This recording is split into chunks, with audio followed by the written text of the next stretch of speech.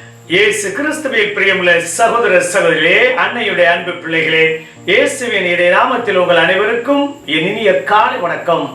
தாயின்றி வெற்றி இல்லை, தாயிருக்க தோல்வி இல்லை என்ற தாரக மந்திரத்தோடு இந்த மாதத்துடைய 2வது சனிக்கிழமை நாம் தொடங்குவோம்.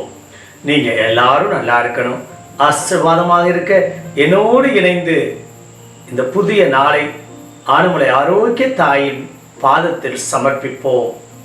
பிரியமானவர்களே, இன்று ஆணுமலை ஆரோக்கிய அன்னை ஆலயத்தில் நடக்கக்கூடிய நிகழ்வுகள்: காலை 10:30 மணிக்கு அன்னைக்கு பிடித்த ஜெபமாலை, 11 மணிக்கு திவ்யக்கடை ஆசீர்வாதமும் தோத்திரப்பலியும் நற்செய்தி கூட்டமும், தொடர்ந்து வேண்டுதல் திருப்பலியும், திருப்பலி முடிந்தவுடனே திருச்சிலுவை அபிஷேக ஆராதனையும், தொடர்ந்து நடக்கக்கூடிய அன்பின் விருந்திலும் நீங்கள் அத்தனை பேரும் பங்கேற்று மிகுதியான இறை ஆசிரோடு மீண்டும் ஆனமலைக்கு வந்தால் சாட்சியாக மட்டும் வருவேன் என்ற உணர்வோடு சிரித்த முகத்தோடு இல்லம் சென்று மீண்டும் ஆனமலைக்கு சாட்சியாக வர உங்களை அன்போடு இருகரம் குப்பி வருகை என வரவேற்கின்றோம். நேற்றுதான் 12ஆம் வகுப்பு படித்த அத்தனை மாணவ மாணவியருக்கும் தேர்வு முடிவுகள் வந்திருக்கின்றன.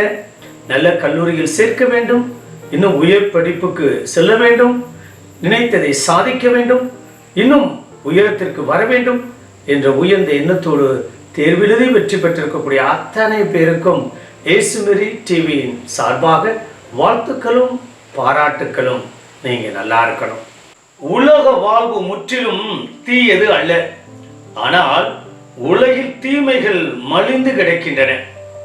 உலக சார்ந்த வாழ்வு என்பது உலக நாட்டங்களில் சிக்கிக்கொண்டு விண்ணக வாழ்வை பற்றி கவலைப்படாமல் இருப்பது.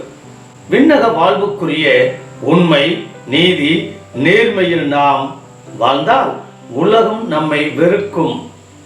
உலக வாழ்வுக்கு ஏற்ற விதத்தில் பொய்மையிலும் ஏமாற்றத்திலும் நாம் வாழ்ந்தால்தான் உலகம் நம்மை ஏற்றுக்கொள்ளும். தாமரை இலை தண்ணீரில் மிதந்தாலும் தண்ணீரால் நலைவதில்லை. அதுபோல உலக வாழ்வில் நாம் நலைந்து கரைந்து போகாமல் நம்மை காத்துக்கொள்ள வேண்டும். அதற்கு நாம் இயேசுவின் வார்த்தைகளை கடைபிடித்து வாழ வேண்டும். இணைந்து ஜெபிப்போம். பரலோக தந்தையே இறைவா, நிறைய நேரங்களில் உலகம் சார்ந்த கவலையிலும் எதிர்பார்ப்பிலும் நிறைவிலும் திருப்தியிலும் நாங்கள் வாழ்ந்து கொண்டிருக்கின்றோம். ஆனால் அந்த விண்ணக வாழ்வை நாங்கள் மறந்து போகிறோம். அவ்வப்போது